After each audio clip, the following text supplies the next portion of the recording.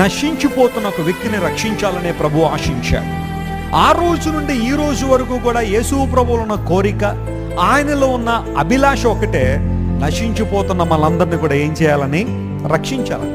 చాలా మంది తెలియక యేసు ప్రభు మతాన్ని స్థాపించడానికి వచ్చాడు, ఆయన మతాలను విడగొట్టేస్తున్నాడు, మత మార్పిళ్ళు జరిగిపోతున్నాయి, అనేక మంది చాలా మంది మతాల్లో కలిసిపోతున్నారని కొంచెం కంగారు పడిపోతున్నారు చాలా మంది.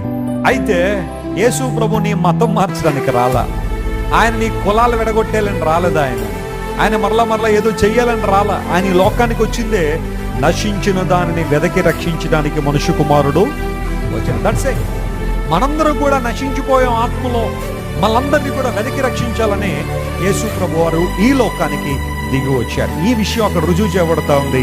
సరే, మనందరికీ తెలుసు ప్రభువారు రావడం, అమ్మా కొంచెం దాహం అవుతుంది, దాహానికి నీళ్ళు ఇస్తావా అని అడిగితే అక్కడి నుంచి స్టార్ట్ అయిన కాన్వర్జేషన్లో